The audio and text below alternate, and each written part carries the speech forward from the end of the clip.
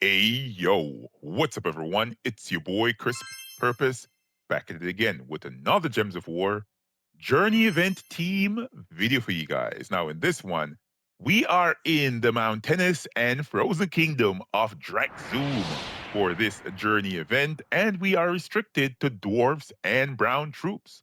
But one troop we need to keep in mind, the event captain, which is Cormac the Restless. This is the troop that will be giving you ×2 magic and earning you ×2 to ×3 score for this dwarf restricted journey event. So we are going to be showcasing about 2 teams for the journey event, as well as a team for the Underspire. And then we're going to be taking a look at the Soul Forge because there's a special troop that's in the Soul Forge that we didn't have for a long time. And finally, these troops are starting to make a rotation in the Soul Forge. So we're going to be taking a look at that afterwards. The teams are going to be following up right after this. So this is the first more lower level team for this journey event. So the Doom Spade is going to be at the top of this team. This is one of the better, um, you know, generator and damage dealing weapons that you're allowed to use in this restriction.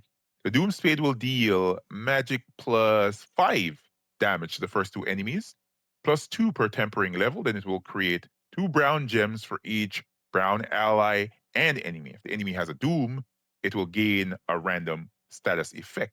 Pretty good weapon for looping over and over for this journey event. Of course, class of choice is the Elementalist class because I feel that this is just the best class that you could possibly use.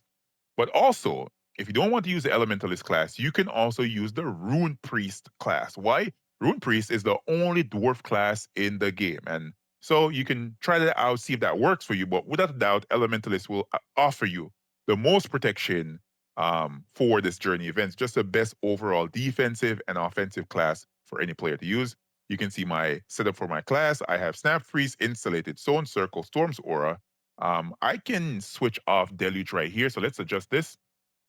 And let's switch this back over to Rock Solid. That's going to be very, very important. And of course, we have for the final talents, Lightning Strike and Fortitude. As you guys can see as well, I have my potions selected here. So I have the Potion of Enchantment, Potion of Explosion, Potion of Rejuvenation, and the Potion of Armor with a 20% start from Anu because obviously the Elementalist class has no mana start. So the 20% is going to be very, very helpful.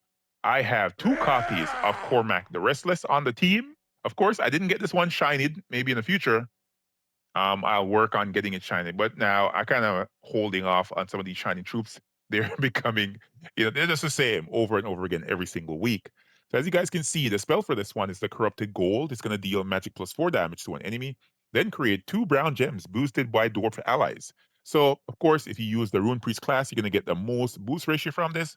But because I want to protect my team, I'm going to go ahead and use the Elementalist class. The troop also has a pretty cool final trait, the Cursed Aura, 10% chance, sorry, I should say first trait, 10% chance to create a Cursed Gem when my turn begins. It also has Fortitude and a Pathfinder final trait. And of course, at the back of the team, we have King Highforge. He's going to be here because he gives a 50% mana start to all dwarf allies. And of course, I can deal a decent amount of damage with him with his spell if indeed I need to, and summon in more dwarfs on the team to be a meat shield and just allow me to loop and kill out the enemy troops with my Cormac the Restless. Right, let's take a look at the banner here. The banner on this one is the Cavernous banner from the Dhrak-Zum faction. So this is a +2 on brown, +1 on purple. Then we're minusing green because obviously no green troops on this team. Let's hop into a fight in this journey event and see how it works out.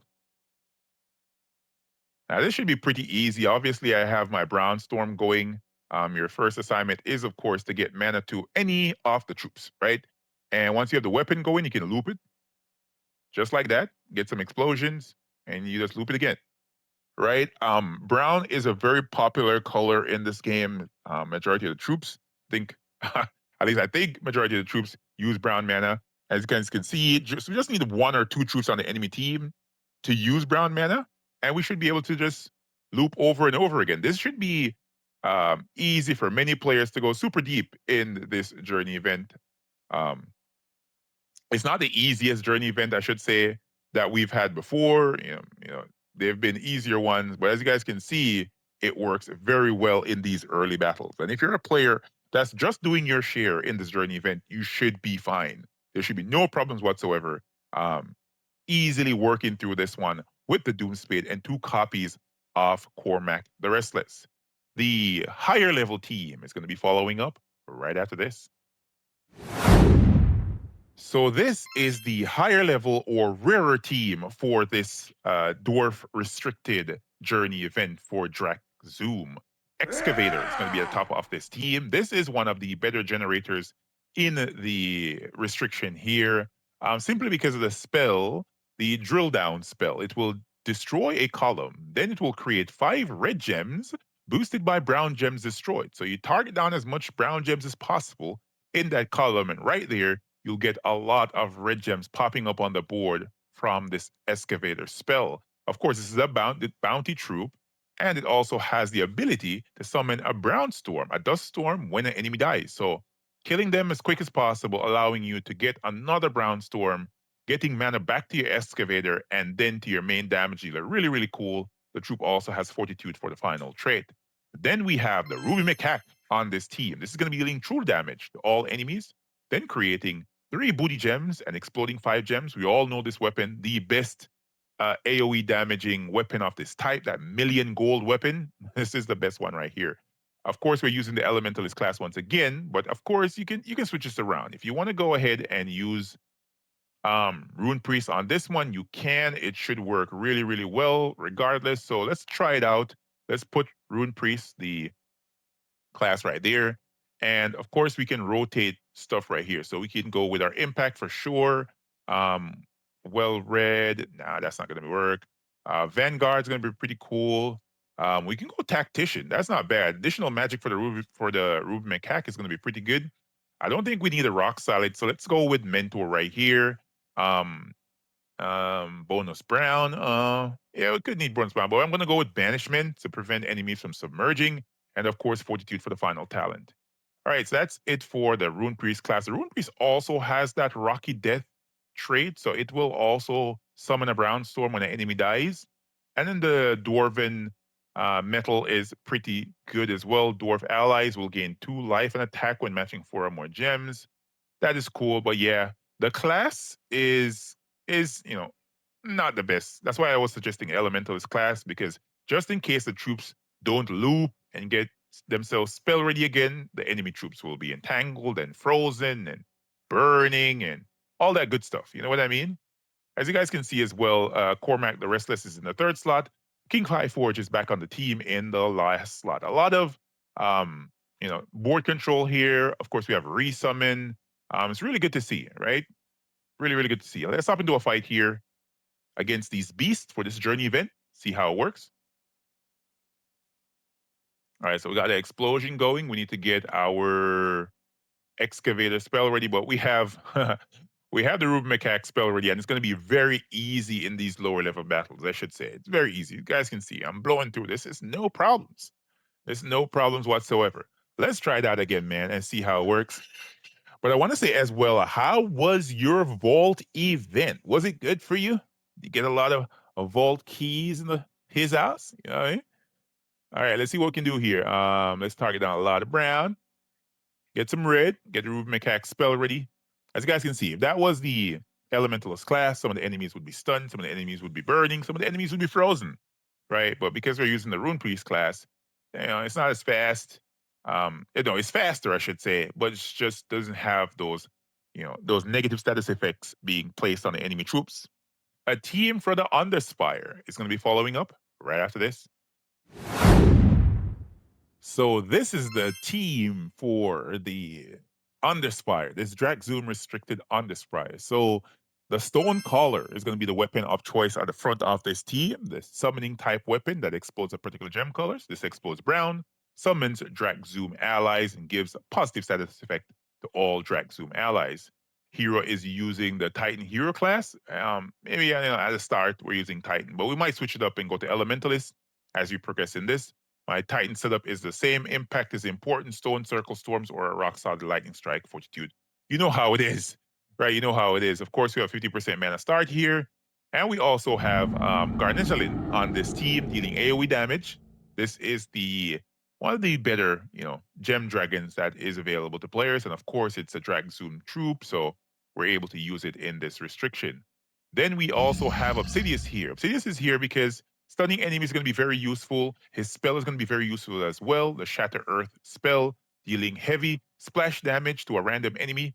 Then he will destroy a 5x5 block. There's a 50% chance to deal light splash damage to a random enemy. So, possibly dealing damage twice is going to be very, very good. He summons a Brown Storm as well when an enemy dies. That's cool to see, man. Really, really cool to see. Back at the team, we have the new troop from the shop this week, the Forsaken Guardian. This is going to be dealing damage to 2 random enemies, boosted by Cursed Gems. Then it will create 4 Cursed Gems. Not the most important troop on the team. Decided just to put him on here as a okay third man or fourth man, I should say, off the bench. It also has that Cursed Aura, 10% chance to create a Cursed Gem when my turn begins. Not the best, but we're going to be using it. Let's take a look at the banner here. The banner on this one is the Kraken banner from the Blackhawk Kingdom. So this is a +2 on brown, +1 on blue. Then we're minusing purple. Even though Obsidius uses purple mana, it's fine. We should be fine. Let's see how quickly we can blow through this fight. Let's go, let's go, let's go right now. Let's go, let's go, let's go right now. Get some explosions going. Pop off some gems. Explode stuff with the weapon. You guys can see it. Big AoE damage. Easy peasy, man. Real easy.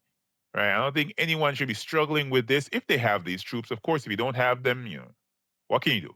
You just gotta work with what you got. Work with what you got for the Underspire. But yeah, this is what I'm gonna be using for this Underspire. It should be great. It should be great. All right, right after this, we're gonna be taking a look at the Soul Forge. Good troops. A good troop, I should say. A troop that players should get and be excited about. That they are available now and are rotating in the Soul Forge. Um, we should know what it is. All right, so that's it for the Underspire. I don't think I should be showcasing more fights than that. That was easy as hell. Let's hop out of the Underspire and let's go over to the Soul Forge. Shout outs to Rel and see what the troop is. So the troop that I'm talking about is Ala Al Din. This is a PvP shop troop, and the PvP shop troops are clearly in rotation. The PvP shop mythics, I should say, are in rotation. You can get them now from the Soul Forge. So I'm looking forward to a lot of other troops popping up in the Soul Forge. I don't think Ala Al Din was the first Soul Forge, first PvP mythic, I should say. But it seemed to be the first one to hit the Soul Forge. I'm wondering when the others are going to be hitting the Soul Forge. Possibly, next week, the week after. They have been fully added now into rotation. So, yeah, look out for it, man. This is good to see. I actually already grabbed 3 copies of this. I might put out a team with this. I'm not too sure. But yeah, if you guys want to see a team, let me know in the comment section. I'll put something together. If you guys and gals found this video helpful and informative, remember to smash that like button, comment to let me know what you guys think, and I'll catch y'all next one. Peace.